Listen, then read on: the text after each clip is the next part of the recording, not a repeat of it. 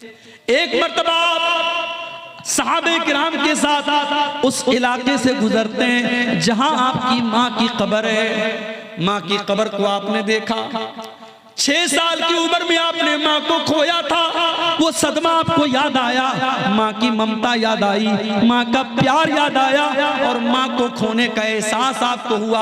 फबका व अबका मन हौलहू। अल्लाह के नबी अपनी माँ की कब्र को देख करके रोने लगते हैं और आपके सहाबा भी जो आपके साथ थे वो अपने नबी को रोता हुआ देख करके सहाबे किराम की आंखों से भी आंसू बहने लगते हैं। हमारे यहाँ माँ जिंदा रहती है तो माँ की कदर नहीं होती। माँ मर गई, माँ की तरफ से मदरसा बन रहा है, माँ की तरफ से मदरसे में रूम बन रहा है, मस्जिद में पैसा दिया जा रहा है, ट्यूबवेल लगवाया जा रहा है। नहीं मेरे भाई, माँ बाप की कदर उनकी जिंदगी में कीजिए। उनके जाने के बाद उनकी कदर कर ली तो क्या कर ली। माँ बाप का हक उनकी जिंदगी में अदा कीजिए। अल्लाह के नबी की मजबूरी थी, आपने अपनी माँ को 6 साल की उम्र में खोया था। आज माँ की ममता याद आई, माँ का प्यार याद आया, आप रोने लगे। माँ की कब्र पे आप रोने लगे और रोते हुए आपने सहाबा से कहा कि ऐ मेरे सहाबा, मैंने अल्लाह से इजाजत मांगी थी कि ऐ अल्लाह, मैं अपनी माँ के लिए मगफरत की दुआ करना चाहता हूँ, लेकिन अल्लाह ने मुझे अपनी माँ के लिए मगफरत करने की इजाजत नहीं दी। ये कितनी बड़ी बात है, ये कितनी बड़ी बात है कि अल्लाह के नबी अपनी माँ के लिए मगफरत की दुआ नहीं कर सकते क्योंकि आपकी माँ का खात्मा तौहीद पर नहीं हुआ था। मेरे भाइयों, अगर हमारी माँ मुसलमान है, हमारा बाप मुसलमान है और हम जब दुआ के लिए हाथ उठाते हैं तो अपनी माँ के लिए और अपने बाप के लिए अगर हम रहमत की और मगफरत की दुआ करते हैं, हम बहुत खुश नसीब है मेरे भाई। दुनिया में लाखों लोग हैं जो इस नेमत से महरूम हैं। बंबई का एक नौजवान था, वो गैर मुस्लिम से मुसलमान हुआ था। बड़ा अच्छा नौजवान है, दावत का काम करता है, कभी कभी मुझसे मुलाकात होती है। मैंने पूछा कि भाई तुम्हारे माँ बाप का क्या हुआ, तुम्हारे माँ बाप ने कलमा पढ़ा कि नहीं पढ़ा, तुम्हारे माँ बाप ने इस्लाम कबूल किया कि नहीं किया। उसकी आंखों से आंसू आ गए और रोने लगा कि मौलाना मेरा बाप तो उसी हाल में मर गया, माँ जिंदा है, बहुत मेहनत कर रहा हूँ, बहुत कोशिश कर रहा हूँ, दुआ कीजिए अल्लाह मेरी माँ को हिदायत दे दे। मेरे भाइयों, मैंने उसकी आंखों में दर्द देखा। वो दर्द ये था कि मेरी माँ इस लायक भी नहीं है कि मैं अपनी माँ की मगफरत की दुआ कर सकूं। मेरे भाइयों, अगर अल्लाह ने हमें इस लायक बनाया है कि हम अपनी माँ बाप की मगफरत की दुआ कर सकते हैं तो ये बहुत बड़ी बात है। अल्लाह के प्यारे नबी सल्लल्लाहु अलैहि वसल्लम कह रहे हैं कि मैंने अपनी माँ की मगफरत की दुआ मांगी। अल्लाह ने कहा नहीं, ऐ मेरे नबी, आप अपनी माँ की मगफरत की दुआ नहीं कर सकते। उसके बाद मैंने अल्लाह से इजाजत मांगी कि अल्लाह, मैं अपनी माँ की कब्र पे जाना चाहता हूँ। अल्लाह ने कब्र पे जाने की इजाजत दी लेकिन मगफरत की दुआ की इजाजत नहीं दी। ऐ मेरी उम्मत के लोगों, तुम भी कब्रस्तान जाया करो, फ़इन्नहा तुज़क्किरुकुमुल आखिरा। कब्रस्तान जाने से मौत की याद आती है। पता ये चला कि कभी कभी हमें कब्रस्तान जाना चाहिए, माँ की कब्र पे, बाप की कब्र पे या नॉर्मल आम कब्रस्तान में भी हमें जाना चाहिए, उससे हमें आखिरत की याद आती है। इसमें कोई हरज की बात नहीं। तो अल्लाह के नबी की आंखों में उस मौके पर भी आंसू आए। और आगे बढ़िए, 1-2 वाकयात और सुना के हम बात खत्म करेंगे। एक और मौके पर अल्लाह के प्यारे नबी की आंखों में आंसू आए थे। ये इब्ने माजा की सही रिवायत है। एक अंसारी सहाबी का जनाजा है। जनाजे में अल्लाह के नबी गए हुए और सहाबा गए हुए हैं और जनाजे को कब्र में उतारा जा रहा है और अल्लाह के नबी उसी कब्र के साइड में बैठे हुए हैं और आपने कब्र के बारे में सोचा और आप रोने लगे। कब्र के बारे में सोचकर और कब्र की जिंदगी के बारे में सोचकर कि अल्लाह के नबी रोने लगे और रोते हुए आपने अपने सहाबा से कहा, लिमिस्लि हाज़ा फ़अइदू या इख़वानी, ऐ मेरे सहाबा, इस कब्र में तुम सबको जाना है, इस कब्र में जाने की तैयारी करो। ऐ मेरे सहाबा, इस कब्र में तुम सबको जाना है, इस कब्र में जाने की तुम सब तैयारी करो।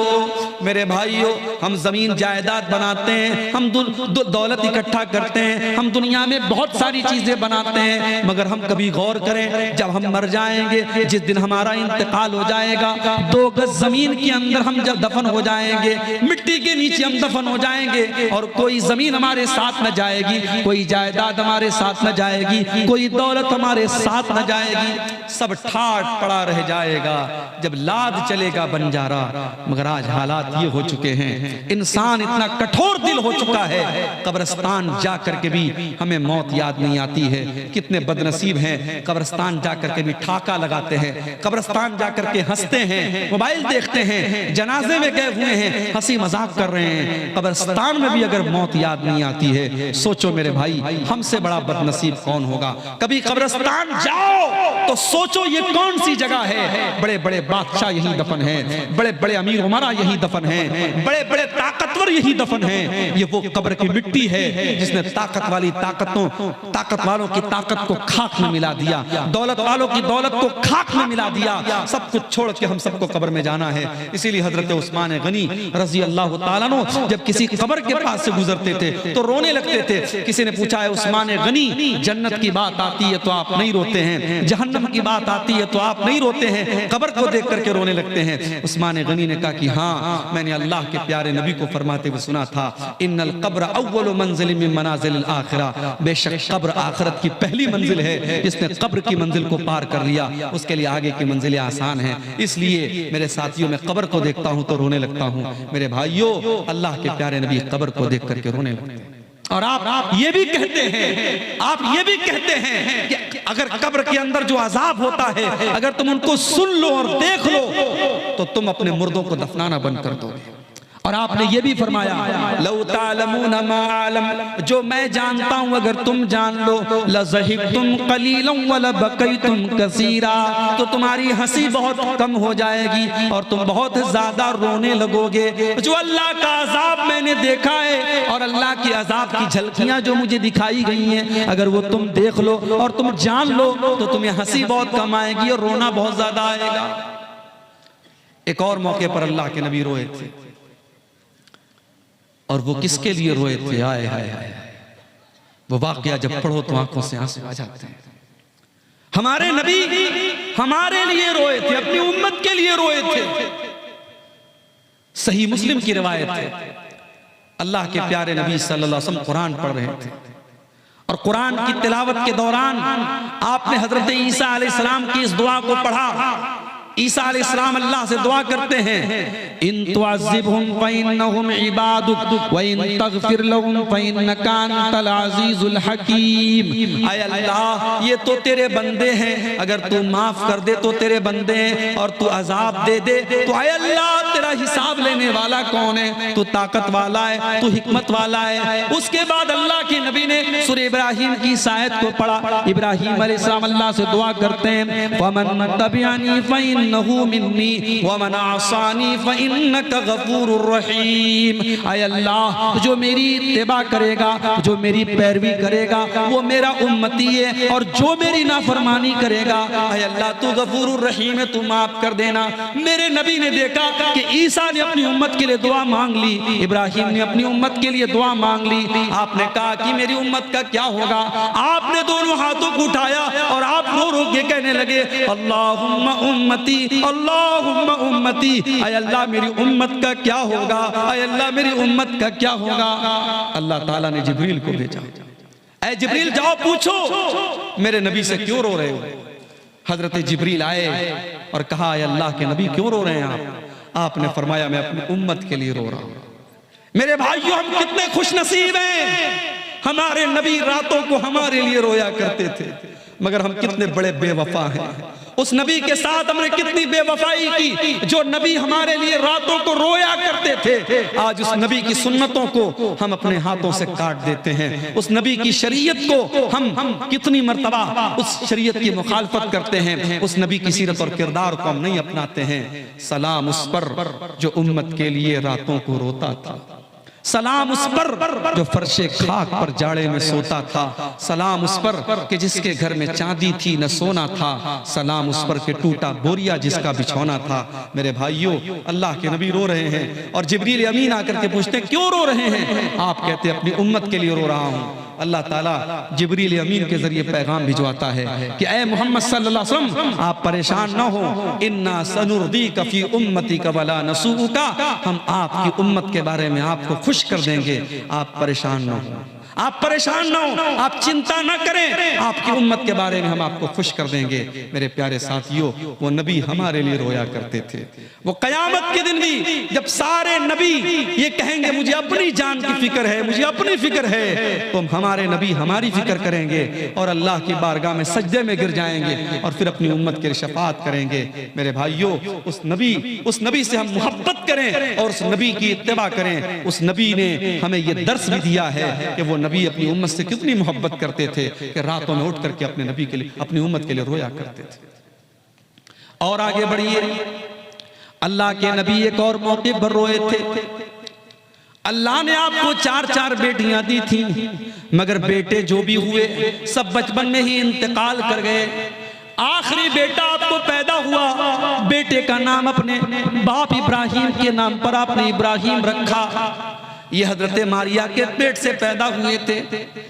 आपने अरब के दस्तूर के मुताबिक उस बच्चे को देहात में दाई का दूध पीने के लिए भेजा।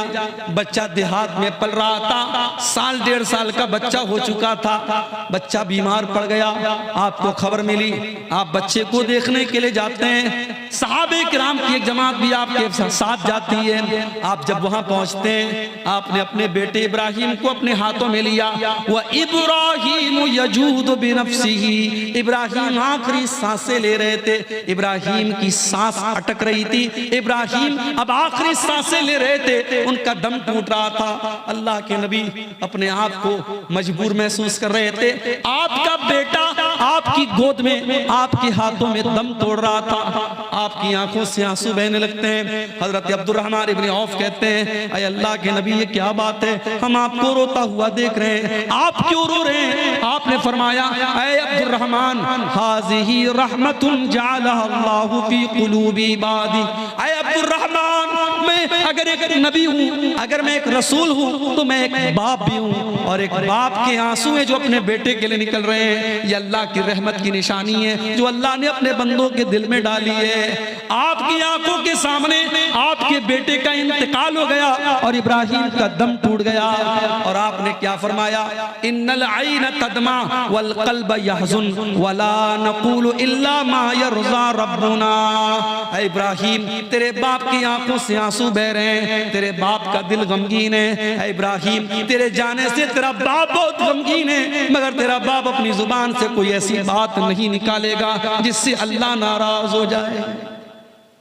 ये था मेरे नबी का रोना। मेरे नबी अपने बच्चे की वफात पर भी रोए हैं, तो वो कंट्रोल के साथ रोए हैं। वो रोना ऐसा नहीं है आपने कपड़े फाड़े हो, आपने सीना पीटा हो, आपने कोई ऐसी बात कही हो। आज उसी नबी के नवासे की शहादत के नाम पे हर साल मुहर्रम में पूरी दुनिया में क्या क्या नहीं होता है। मेरे भाइयों, काश दुनिया को ये बात समझ में आती कि मेरे नबी ने गम के इजहार का तरीका भी बताया है। मेरे नबी ने खुद अपने बेटे की वफात पर जो जाहिर किया है। मेरे भाइयों, आपकी आंखों से आंसू तो बहे हैं, मगर ना आपने सीना पीटा है, ना काले कपड़े पहने हैं, ना आपने जुबान से कोई ऐसी बात कही जिससे अल्लाह नाराज हो जाए। एक और मौके पर अल्लाह के नबी रोए थे। आपके पास खबर आई, आपके नवासे का आखिरी टाइम है। आपकी बेटी ने पैगाम भिजवाया कि अब्बा जान जल्दी से आ जाइए, आपका नवासा बीमार है, आखिरी टाइम है। आपने अपनी बेटी के पास पैगाम भिजवाया कि जाओ मेरी बेटी से कह दो, इन्ना लिल्लाहि मा आता व लहु मा अखज़, अल्लाह ताला जो चाहे दे दे, जो चाहे ले ले, व कुल्लु शैइन इंदहु बिअजलिन मुसम्मा, हर चीज का अल्लाह ताला के एक टाइम मुकर्रर है। फल तस्बिर वल तहतसिब, जाओ मेरी बेटी से कह दो वो सब्र से काम ले और सवाब की उम्मीद रखे। बेटी ने फिर पैगाम भिजवाया, अब्बा जान जल्दी से आ जाइए, आपका नवासा आखिरी सांसें ले रहा है। अल्लाह के नबी सहाबे किराम को लेकर के पहुंचे अपनी बेटी के घर, और आपने अपने नवासे को गोद में लिया। नवासा आपकी आंखों के सामने दम तोड़ रहा है। हदीस के अल्फाज हैं, अल्लाह के नबी की आंखों से आंसू बहने लगे। हजरत साद बिन उबादा ने कहा, अल्लाह के नबी, हम क्या देख रहे हैं, आपकी आंखों में भी आंसू बह रहे हैं। आपने फरमाया कि हाँ ऐ साद बिन उबादा, हाज़िही रहमतुन, ये अल्लाह की रहमत की निशानी है। ऐ साद बिन उबादा, मैं इस बच्चे का नाना हूँ, मेरे दिल में अल्लाह ताला ने इस बच्चे के लिए रहम डाला है, उसी रहमत की निशानी है, इसलिए मेरी आंखों से आंसू बह रहे हैं। आप अपने नवासे की मौत पर भी रोए थे मेरे भाई, और आप उस मौके पर भी रोए थे जब गज़वे उहद के बाद अपने चचा हमजा की आपने कटी पटी लाश देखी थी। कान काट लिए गए, कलेजा निकाल लिया गया, जिस्म के टुकड़े टुकड़े कर दिए गए, और आपके चचा हमजा के ऊपर कोई आंसू बहाने वाला मदीना में नहीं था। आपने कहा कि आज मेरा चचा, मदीना के हर शहीद के ऊपर कोई रोने वाली खातून है, वो इन हमज़ा ला बवाक़िया लहू, लेकिन मेरे चचा हमजा के ऊपर कोई रोने वाली नहीं है। उस मौके पर भी आपकी आंखों से आंसू बहे थे। मेरे अजीज साथियों, ये अल्लाह के नबी की जिंदगी के मुख्तलिफ वाक़यात हैं। अल्लाह के प्यारे नबी एक जो फित्री और नेचुरल तकाजे होते थे, जब कोई तकलीफ होती थी, कोई गम होता था, आपकी आंखों से भी आंसू आते थे। मगर आपने अपनी उम्मत को यह दर्स दिया कि हम अपने गम और तकलीफ में भी कोई ऐसा काम न करें, कोई ऐसी एक्टिविटी न करें जो अल्लाह को नाराज करे। और जब हमारे नबी का इंतकाल हुआ था तो आपके सहाबा की आंखों से भी आंसू आए। आपकी बेटी हजरत फातिमा रजी अल्लाह ताला अन्हा ज़ारो कतार रोई थी, और उन्होंने हजरत अनस से कहा था कि ऐ अनस अताबत अनफुसुकुम, ऐ अनस तुमने कैसे गवारा किया था जब तुमने अपने नबी के ऊपर मिट्टी डाली थी, तुम्हारे दिलों ने कैसे गवारा किया था। और हजरत फातिमा ने अपने वालिद के इंतकाल पर अपने गम का इजहार किया था। सहाबे किराम ने भी अपने गम का इजहार किया था, उनकी आंखों से भी आंसू आए थे मेरे प्यारे साथियों। मगर सहाबे किराम के ये आंसू भी एक दायरे में थे। अपने नबी की वफात पर भी उन्होंने कोई ऐसा काम नहीं किया था जो अल्लाह को नाराज करने वाला हो। आज इस बात की जरूरत है, अल्लाह के नबी की सीरत के इन वाक़यात की रोशनी में हम अपने दिलों का जायजा लें। आज हमारे सामने भी कुरान पढ़ा जाता है, हमारी आंखों से आंसू क्यों नहीं बहते हैं? कहीं ऐसा तो नहीं हमारे दिल आज मोबाइल और सोशल मीडिया और इंटरनेट में इस कदर मुब्तला हो गए कि हमारे दिल सख्त हो गए। सहाबे किराम तो तन्हाई में अल्लाह को याद किया करते थे, और आज हमारी तन्हाई गुनाहों से और अल्लाह को नाराज करने वाले कामों से भर गई। मेरे अजीज साथियों, आप अपने मोबाइल पर और अपने इंटरनेट के जरिए आपने जो देखा है, जो सुना है, कुरान कहता है इन्ना समा वल बसर वल फुआद कुल्लु उलाइका काना अन्हु मसऊला। आपने कानों से जो सुना है, आंखों से जो देखा है, और दिल और दिमाग में जो ख्याल पाले हैं, उनका हिसाब अल्लाह ताला क्या होगा। मेरे भाइयों, सहाबा की तन्हाइयाँ कैसी होती थी, नबी की तन्हाई कैसी होती थी, और हमारी तन्हाई कैसी है, इस पर भी हम गौर करें। इन्हीं गुजारिशात के साथ मैं अपनी गुफ्तगू को खत्म करता हूँ, अल्लाह से इस दुआ के साथ कि रब्बुल आलमीन हमें और आपको अपने दिल को हमें नर्म बनाने की तौफीक अता फरमाए। रब्बुल आलमीन हमारे दिलों की सख्ती को दूर फरमाए। रब्बुल आलमीन अपना खौफ और अपना तकवा हम सब के दिलों में पैदा फरमाए। जब तक दुनिया में जिंदा रखे, इस्लाम पर जिंदा रखे, और हम सब का खात्मा ईमान पर हो। आमीन। रब्बना तक़ब्बल मिन्ना इन्नका अंतस समीउल अलीम व तुब अलैना इन्नका अंतत तव्वाबुर रहीम। व सल्लल्लाहु तआला अला नबीना मुहम्मद व आलिहि व सहबिहि अजमईन। वस्सलामु अलैकुम। इसको जो देना होगा देगा, नहीं समझे? चंदा करने की शायद आदत नहीं, हाँ, फिर भी हम बोल देते हैं।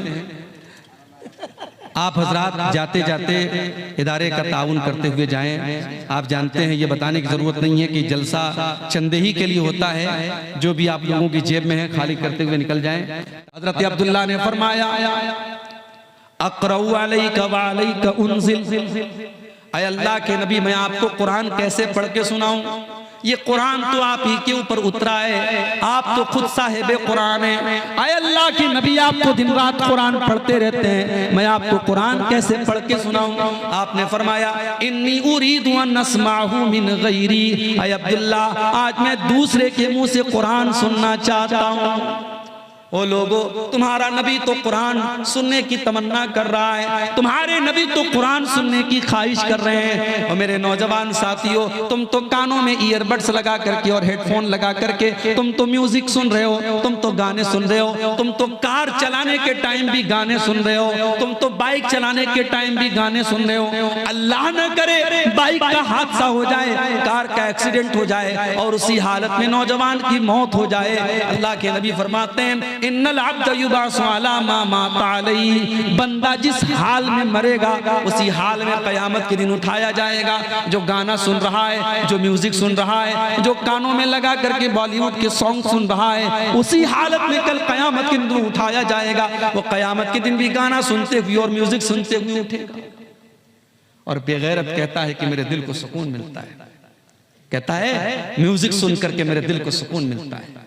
तेरे दिल को सुकून इसलिए मिलता है क्योंकि तेरा दिल मर चुका है, तेरा दिल डेड हो चुका है, मुर्दा हो चुका है। जिस दिल में ईमान की जिंदगी होगी उस दिल को म्यूजिक से सुकून नहीं मिलेगा, उस दिल को कुरान से सुकून मिलेगा।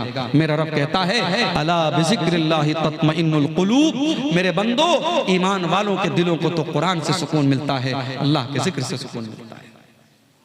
आपने फरमाया अब्दुल्ला तुम मुझे कुरान पढ़ के सुनाओ, मैं आज सुनना चाहता हूं। हजरत अब्दुल्ला कहते हैं फ़क़रातु अलैहि सूरत अन्निसा, मैं अल्लाह के नबी को सूरह निसा पढ़ के सुनाने लगा। मैं सूरह निसा की तिलावत करने लगा। अल्लाह के नबी गौर से बैठ कर के सुनने लगे। मैं पढ़ रहा हूँ, अल्लाह के नबी सुन रहे हैं। यहाँ तक कि मैं सूरह निसा की आयत पर पहुँचा फ़कैफ़ इज़ा जिना मिन कुल्लि उम्मतिन बिशहीद व जिना बिका अला हाउलाइ शहीदा। जब मैं इस आयत पर पहुंचा अल्लाह फरमाता है ऐ मेरे नबी आपका क्या हाल होगा जब हम हर उम्मत में से एक गवाह लाएंगे और ऐ नबी आपकी उम्मत पर हम आपको गवाह बनाएंगे। जब मैं इस आयत पर पहुंचा अल्लाह के नबी ने फरमाया बस करो ऐ अब्दुल्ला, बस करो, रुक जाओ। फैज़ा आइनाहु तज़रीफान, मैंने नजर उठा के देखा तो अल्लाह के प्यारे नबी की आंखों से आंसू बह रहे थे। अल्लाह के नबी रो रहे थे। आपको अपने कंधे पर डाली जाने वाली जिम्मेदारी का एहसास हो रहा था।